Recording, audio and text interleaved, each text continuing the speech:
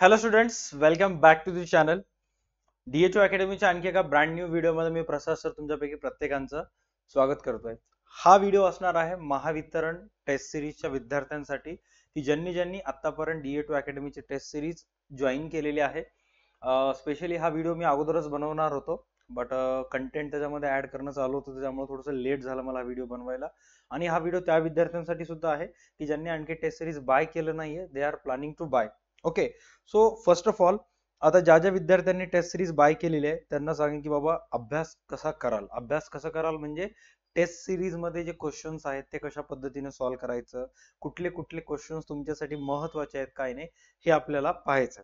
त्याचबरोबर डेली किती टेस्ट सोडवाल काय नाही, सीए इंटरचे जे एमसीक्यू या टेस्ट सिरीज मध्ये ऍड केलेले आहेत ते महत्वाचे आहेत का, 40 पेक्षा जास्त प्रश्न जे आपल्या टेस्ट सिरीज मधून गॅरंटीड येणार आहेत ते कुठं आहेत, कशा पद्धतीने ते हुडकायचे, कशा पद्धतीने ते अटेम्प्ट करायचं, हे या व्हिडिओमध्ये आपण इन डेप्थ डिस्कस करणार आहोत. All right, so first of all बघा, आता जेव्हा ही टेस्ट सिरीज बद्दल डिस्कशन चालू होतं की तेव्हा एकच गोष्ट येते की बाबा स्टुडंटचा अभ्यास झालेला आहे का नाही.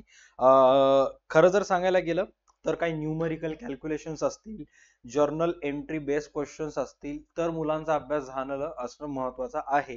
बट इन्फॉर्मेटिव्ह क्वेश्चन असतील की किती टक्के जीएसटी आहे, कोणते कोणते स्लॅब्स कशामध्ये येतात, काय काय नाही, किंवा एखादे एक्सपेन्सेस असेल ते कॉस्टच्या कोणत्या ओव्हरहेड्स मध्ये येते, किंवा छोटे मोठे कॅल्क्युलेशन बेस असतील तर ते विदाउट स्टडी सुद्धा तुम्ही सॉल्व्ह करू शकता. कॅल्क्युलेशन बेसला थोडं प्रॅक्टिस करावं लागेल, बट जे general knowledge type basic question असतात ते इझिली तुम्ही सॉल्व्ह करू शकता.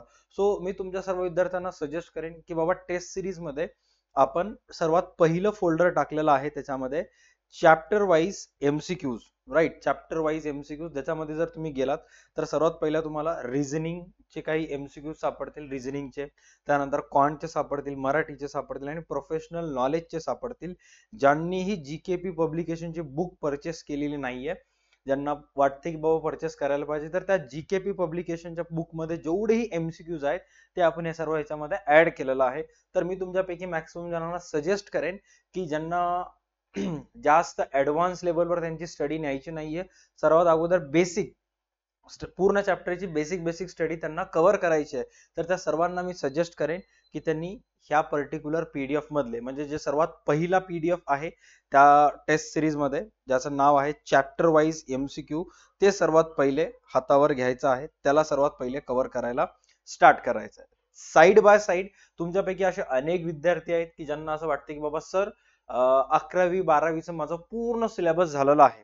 ऑल राईट, आता 11वी-12वीचं जर पूर्ण सिलेबस झालेला असेल तर तुम्हाला तिथं सेकंड फोल्डर दिसते टेस्ट सिरीज मध्ये, ज्याचं नाव आहे mock test. Right, mock test मध्ये तुम्हाला 4 फाईल्स दिसतील आणि 204 टेस्ट दिसतील. सरळ सरळ त्या मॉक टेस्ट फोल्डर मध्ये जायचं, जे की तुम्ही तुमच्या लॅपटॉपवर सुद्धा ऍक्सेस करू शकता. आणि या टेस्टचा जो जेव्हा मॉक टेस्ट ऍक्च्युअल मध्ये स्टार्ट होईल, जे इंटरफेस असेल तशा प्रकारचा सेम इंटरफेस जो आहे तो महावितरणाच्या टेस्टला तुम्हाला डेस्कटॉपवर दिसेल. तिथे जेव्हा तुम्ही कॉम्प्युटरवर जाऊन एक्झाम द्याल तिथं जे इंटरफेस असते ते सेम इंटरफेस आपल्या टेस्ट सिरीज मध्ये ऍड केलेला आहे. त्याच्यामुळे काय होतंय, सर्व गोष्टी फॅमिलियर वाटतात आणि प्रॅक्टिस करायला सर्व गोष्टी इझिली जातात तुम्हाला. ऑल राईट, आणि तुम्हाला काय करायचं आहे, त्या मॉक टेस्ट फोल्डर मध्ये आल्यानंतर सर्वात पहिले इथं 12th कॉमर्सच्या फोल्डर मध्ये जायचं आहे आणि 12th कॉमर्सच्या फोल्डर मध्ये जाऊन तिथं तुम्हाला 12वी कॉमर्सचे 3 डिफरंट फोल्डर सापडतील. तर त्या 3 डिफरंट फोल्डर मध्ये तुम्हाला 12th अकाउंटचे एमसीक्यूज दिसतील. जसं की हा जो सिलेबस आहे 12th अकाउंट न्यू सिलेबस, हा 12वीला जो आता जे नवीन सध्या करंट सिच्युएशन मध्ये 12वीचे पुस्तक चालू आहे त्याचा सिलेबस आहे.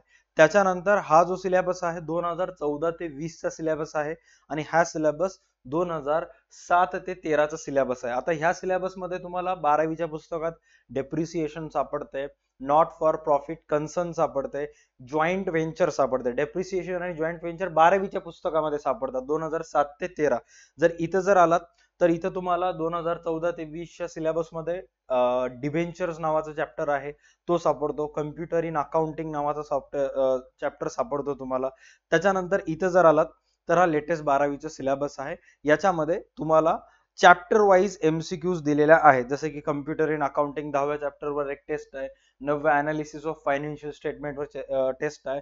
इफ इन केस ऑलरेडी तुमचा 12वीचा अभ्यास झाला असेल, तुम्हाला फक्त डेली बेसिसवर चेक करायचा असेल की तुमचा अभ्यास किती झालेला आहे काय नाही, किंवा तुम्हाला अशी भीती वाटत असेल की मी इकडं कॉस्ट कॉर्पोरेट करायला, इन्कम टॅक्स करायला, तिकडं साला बेसिक 12वीचं राहून जाईल, तर तुम्हाला येऊन इथं रॅन्डमली कोणत्याही फोल्डर मध्ये जाऊन टेस्ट सॉल्व्ह करायचे आहेत. लगेच तिथे तुम्हाला टेस्ट झाल्यानंतर सोल्युशन सुद्धा तिथं सापडतील. ऑल राईट, तर ते तुम्हाला तिथं दिसेल. त्याच्यानंतर चेक करा, सर्वात महत्वाचं इथं एक फोल्डर दिलेला आहे. ओके, इथं एक फोल्डर दिलेला आहे, चेक करा. या फोल्डरचं नाव आहे 11th 12th plus BCom and act and law 50 questions. आता हा सर्वात तुमच्यासाठी असं म्हणता येईल बाबा संजीवनी बुटी ठरणार आहे, किंवा पॉवर बुस्टर ठरणार आहे, किंवा तुमच्या सर्वांसाठी एक्झाम मध्ये बाउन्स बॅक करायचं, किंवा सध्या जर तुमचा अभ्यास झालेला नसेल आणि तुम्हाला असं काहीतरी क्वेश्चन्स पाहिजे असेल बाबा हे गॅरंटीड एक्झामला यायला पाहिजे, तर तुम्हाला ते सर्व questions 11th and 12th BCom and act and laws ह्या फोल्डर मध्ये सापडतील. आता जेवढेही स्टुडंट हा व्हिडिओ बघायला नीट लक्ष द्या. तुम्ही दिवसभर कोणत्याही कामात राहा, तुम्ही कितीही घंटे व्हिडिओज बघा, कितीही घंटे काहीही करा, त्याच्याशी काहीच घेणं देणं नाहीये, बट दिवसातून कंपल्सरी 1.5 ते 2 तास काढायचं आणि या फोल्डर मध्ये यायचं. या फोल्डरचं नाव आहे 11th 12th बीकॉम ऍक्ट आणि लॉ. दिवस रात्र मेहनत करून 11वी 12वी BCom first year, second year, third year म्हणजेच cost corporate, advance, financial management, auditing या सर्वांचं, त्याचबरोबर ऍक्ट आणि लॉज या सर्वांचे 50-50 क्वेश्चनचे सेट केलेले आहेत. आणि असे जवळपास 37 सेट्स, बरोबर आहे, 50-50 क्वेश्चनचे 37 सेट्स ह्याच्यामध्ये ऍड केलेले आहेत. आणि सर्वात इम्पॉर्टंट, प्रत्येक क्वेश्चनचे आयबीपीएस पॅटर्न नुसार एका क्वेश्चनचे 5 ऑप्शन्स तिथे तुम्हाला दिलेले आहेत. राईट, आणि हे तुम्हाला जेव्हा ह्याच्यावर क्लिक करता तर इथं सर्वात पहिले स्टार्ट होईल प्रॅक्टिस सेट 1. प्रॅक्टिस सेट 1 इथं स्टार्ट होईल आणि मग प्रॅक्टिस सेट 1 ला क्लिक केल्यानंतर 50 मार्काची तुमची एक्झाम स्टार्ट होईल 11वी 12वी BCom first year, second year, third year आणि ऍक्ट अँड लॉसच्या सिलेबसवर. जसं एक्झाम मध्ये 55 क्वेश्चन्स येतील तुम्हाला, राईट, बट आपण राऊंड फिगर त्याला किती केलेला आहे, 50 ठेवलेला आहे, जेणेकरून आम्हाला सुद्धा कॅल्क्युलेशन करायला सोपं जाईल की किती एमसीक्यूज आम्ही टाकलेले आहेत. जस्ट एक राऊंड फिगर आकडा यावा म्हणून तसं करण्यात आलेलं आहे. आणि एवढेच क्वेश्चन तुम्हाला एक्झाम मध्ये येतील. तर तुम्हाला काय काम करायचं आहे, सर्वात पहिला कधीही दिवसातून 2 घंट्याचा वेळ द्या. झालं पॉसिबल तर रात्री 11च्या नंतर सॉल्व्ह करायचं आहे, जेव्हा सगळी दुनिया निवांत झोपलेली असते, एकदम सायलेंट मोड मध्ये तुम्ही मोबाईल, कॅल्क्युलेशनचा पेपर, राईट, आणि टेस्ट द्यायला सॉल्व्ह करायचा आणि फटाफट टेस्ट देऊन टाकायची. आणि टेस्ट दिल्यानंतर नीट लक्ष द्या, मी काय सांगालो, टेस्ट दिल्यानंतर समजा 50 पैकी 5 मार्क आले, काहीच घाबरायचं नाही, निवांत राहायचं. मी काल परवाच कोणत्या तरी इंग्लिशच्या सरांचं एक व्हिडिओ बघत होतो, आय थिंक ते संकल्पला वगैरे कुठेतरी शिकवतात, तर ते असं सांगत होते बाबा जेव्हा तुम्ही मॉक टेस्ट सॉल्व्ह करता कमी मार्क आले, घाबरायचं नाही, निवांत राहायचं, चिल करायचं. का? कारण 50 पैकी 5 मार्क तुम्हाला आले, राहिली किती, 45 मार्क, तर तुम्हाला 45 असे नवीन टॉपिक सापडतात की जिथे तुमचा अभ्यास झालेला नाहीये आणि ते तुम्हाला करायला सोपं जातंय.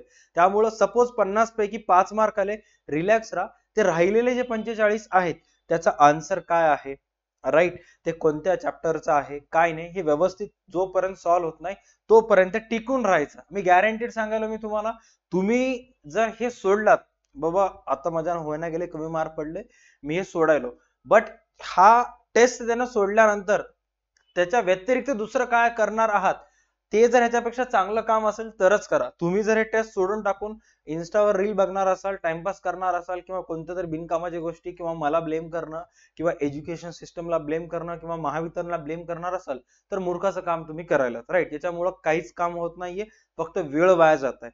ओके, त्याच्यामुळे तुमच्याकडून एक्सपेक्टेड आहे की बाबा हे एक प्रॅक्टिस सेट सोडवलात तुम्ही, 2 तास जाऊ दे, 3 तास जाऊ दे, 50 पैकी 5 मार्क आले, तर राहिलेले 45 मार्क कुठं कटले, ते कशा प्रकारचे क्वेश्चन्स आहेत, त्याचा आन्सर्स काही गुगलवर भेटते का, ओन लेवलला काही सॉल्व्ह करता येते का, ते चेक करायचं. आणि जोपर्यंत कव्हर होत नाही तोपर्यंत शांत बसायचं नाही. तुम्ही 2 ऑप्शन तुमच्याकडे आहेत, एक तर डेली एक सोडवत जा किंवा एक टेस्ट 2 दिवसामध्ये सॉल्व्ह करा. डेली जर एक एक टेस्ट सॉल्व्ह केलात, 37 टेस्ट आहेत, ऑन अन ऍव्हरेज काढलं तर जवळपास 74 ते 35 दोन्ही 70 राईट आणि 37 74 दिवसांमध्ये तुमचं पूर्णच्या पूर्ण टेस्ट सॉल्व्ह करणं कव्हर होऊन जाते. आणि जसं तुम्हाला माहिती आहे आणखी एक्झामला 60 दिवस आहेत आणि जर तुम्ही फुल फॉर्म मध्ये इथून बॅक टू बॅक 10 दिवस जरी 10 टेस्ट सॉल्व्ह केलं तर 11व्या दिवशी बरोबर 11वी आणि 12वी टेस्ट तुम्ही सॉल्व्ह करता, हे गॅरंटीड आहे. एवढं कॉन्फिडन्स तुमच्यामध्ये येऊन जाते, बरोबर आहे. त्यामुळे रोज एक टेस्ट सॉल्व्ह केलात तर 2 महिन्याच्या आत प्रत्येक टेस्ट 2 वेळेस होते, किंवा 2 दिवशी एक टेस्ट सॉल्व्ह केलात, व्यवस्थित पण स्टडी होते, काही घाई गडबड पण होत नाही. At the end it's your choice. त्यामुळे मी तुमच्या सर्वांना सजेस्ट करेन की बाबा हे जे 37 प्रॅक्टिस सेट्स ह्याच्यामध्ये टाकलेले आहेत, हे सर्व 37च्या 37 प्रॅक्टिस सेट जे आहेत एकदम व्यवस्थित सॉल्व्ह करायचं आहे. राईट, इथं फक्त कारण हे ज्या पीसी वरून मी हे करायलो ह्याच्यामध्ये परचेस केलेलं नाहीये त्यामुळे इथे शो होत नाहीये, बट ह्याच्यामध्ये नियर अबाउट 37 प्रॅक्टिस सेट्स आहेत. इथे तुम्ही चेक करू शकता. 37 टेस्ट असं दिलेले आहेत जे तुम्हाला सॉल्व्ह करायचे डेली एक. हे झालं 2 तासाचा पार्ट पर्टिक्युलर ह्याच्याशी रिलेटेड. त्याच्यानंतर नेक्स्ट सर्वात इम्पॉर्टंट चेक करा, याच्यामध्ये चॅप्टर वाईज एमसीक्यू नावाचा एक अतिशय भयानक फोल्डर ह्याच्यामध्ये ऍड करण्यात आलेला आहे. ज्याही मुलांना टेस्ट सिरीज वगैरे सॉल्व्ह करायचं नाहीये तर ते सरळ सरळ काय करायचं माहित आहे का, चॅप्टर वाईज एमसीक्यूच्या फोल्डर मध्ये यायचं आणि इथं कॉर्पोरेट अकाउंटला सिलेक्ट करायचं. राईट, आणि कॉर्पोरेट अकाउंटला जेव्हा तुम्ही सिलेक्ट करता इथं तुम्हाला पीडीएफ दिसते कॉर्पोरेट अकाउंटचं. ज्या कॉर्पोरेट अकाउंटच्या पीडीएफ मध्ये कॉर्पोरेट अकाउंटचे जेवढेही चॅप्टर्स आहेत, राईट, इश्यू ऑफ शेअर्स असेल, रिडम्शन ऑफ प्रिफरन्स शेअर्स असेल, इश्यू ऑफ डिबेंचर्स असतील, होल्डिंग कंपनी अकाउंट्स असतील, इंटरनल रिकन्स्ट्रक्शन असेल, अमलगमेशन असेल, अब्झॉर्प्शन असेल, हे सर्व चॅप्टर्स सर्वच्या सर्व चॅप्टरचे एमसीक्यू एकत्रित आणून कॉर्पोरेट अकाउंटिंगच्या अंडर पीडीएफ मध्ये टाकलेला आहे. आणि हा पीडीएफ जर कोर्स तुम्ही बाय केलेला असाल तर इथे जे लॉग दाखवत आहे याच्या ठिकाणी तुमच्या मोबाईल मध्ये एरोचं चिन्ह येईल. राईट, आणि त्या एरोच्या चिन्हावर क्लिक केला तर ते पीडीएफ डाउनलोड होते. आता हा जो एक एक पीडीएफ आहे 110, 120, 150 MB च्या जवळपास पीडीएफ आहे, जेणेकरून ते डाउनलोड होण्यासाठी थोडस वेळ लागते और ओपन होण्यासाठी वेळ लागते. मी तर तुमच्यापैकी मॅक्सिमम जणांना सजेस्ट करेन सरळ सरळ इंटरनल स्टोरेज मध्ये डाउनलोड करून घेणे, झालं पॉसिबल तर प्रिंट करून घेणे, कारण हे सर्व एमसीक्यूज अतिशय महत्वाचे आहेत. आणि डेली 2 तास मी तुम्हाला कशासाठी सांगितलं होतं, टेस्ट सिरीजचा अभ्यास कसं करावं हे ज्यांना कळत नाही त्यांच्यासाठी मी सांगत आहे. ओके, डेली 2 तास त्या प्रॅक्टिस सेट सॉल्व्ह करा म्हणून सांगितलेलं आहे तुम्हाला. त्याच्यानंतर जे 2 तास आहेत ते तुम्हाला द्यायचे आहेत ह्या पीडीएफ वर, आणि ह्या पीडीएफ मधले जेवढेही एमसीक्यूज आहेत कंटिन्युअसली ओव्हरलुक करत जायचंय, पाहत राहायचंय, कारण हे बेसिक एमसीक्यूज आहेत आणि हेच येणार आहे. राईट, पार कोणत्या जर दूर एका कोपऱ्यामध्ये जाऊन एमसीक्यूज, कोणत्या तरी एका चॅप्टरच्या ह्याच्यामध्ये जाऊन एमसीक्यूज करत बसू नका. जे बेसिक आहेत ते व्यवस्थित हे करायचं, कारण तुम्ही महावितरणची एक्झाम देत आहात. तुम्ही सीए इंटरमिडिएट फायनल किंवा सीएस प्रोफेशनल ची एक्झाम देत नाहीत किंवा सीएस एक्झिक्युटिव्हची एक्झाम देत. महावितरणची एक्झाम आहे, बेसिक येईल. आता मुलांच्या चर्चेमध्ये ऍडव्हान्स अवघड काय वाटतं, कारण अभ्यास करणं गेलं, नजरे घालून क्वेश्चन गेला नाही तर ऑटोमॅटिक ते अवघड क्वेश्चन वाटते, त्या हिशोबाचं आहे. त्यामुळे जोपर्यंत बेसिक आणि सर्वसाधारण अभ्यास कम्प्लीट होत नाही तोपर्यंत ऍडव्हान्स लेवलकडे जायचं नाहीये. त्यासाठी मी तुम्हाला सजेस्ट करत आहे की डेली 37 सेट्स पैकी एक एमसीक्यूचा सेट सॉल्व्ह करायचा. त्याच्यानंतर जे चॅप्टर वाईज एमसीक्यूज आहेत त्याच्यातलं कधी कॉर्पोरेटचे 50 एमसीक्यू वाचायचे, कधी कॉस्टचे 50 एमसीक्यू वाचायचे. टार्गेट ठेवायचं on an average daily 50 MCQ. जसं तुम्ही पुढे जात राहता तसं सर्व गोष्टी ऑटोमॅटिक मार्गी लागतात. ऑलराईट, त्याच्यानंतर इथं चॅप्टर वाईज एमसीक्यूज दिलेले आहेत. इथं सुद्धा तुम्ही त्याच्यानंतर जर चेक कराल इथं तर नगर परिषदचे पेपर्स दिलेले आहेत. जे नगर परिषदचे पेपर झालं होतं ते पूर्णच्या पूर्ण पेपर्स आपण याच्यामध्ये ऍड केलेले आहेत. मॉडेल क्वेश्चन पेपर आणि जो फर्स्ट शिफ्ट आणि सेकंड शिफ्ट मध्ये झालेला पेपर होता तो ऍड केलेला आहे. ज्यांनाही सॉल्व्ह करायचं एक वेळ सॉल्व्ह करून घ्या, चांगले मार्क्स तुम्हाला मिळतात. आणि त्याच्यानंतर सर्वात शेवटी येते CA inter. Right, CA inter मध्ये 6 पेपर्स आहेत. राईट, याच्यापैकी एक पेपर ऍड झालेला आहे, बाकीचे पेपर्स इथून पुढे या महिन्याच्या शेवटपर्यंत ऍड होऊन जातील आणि याचे पीडीएफ सुद्धा येतील. मी तुम्हाला मागे काही दिवसाखाली सीए इंटरच्या याच्याबद्दल माहिती सांगितली होती. राईट, जस्ट 1 सेकंड मला फक्त 1 मिनिटाचा टाइम द्या. राईट. हा व्हिडिओ तुम्ही चॅनलवर पाहिला असाल तर सीए चे एमसीक्यू चे एकूण 6 पेपर्सचे एमसीक्यूज आणि त्याचे नोट्स आपण ऍड केलेले आहेत. बाबा आता हे कोणासाठी आहे? राईट. हे जे पर्टिक्युलर फोल्डर आहे कोणासाठी आहे? की ज्यांचं ऑलरेडी बेसिक अभ्यास झालेला आहे. मी काय सांगालो चेक करा, की ज्यांचं बेसिक अभ्यास पूर्ण झालेला आहे त्यांच्यासाठी ते आहे.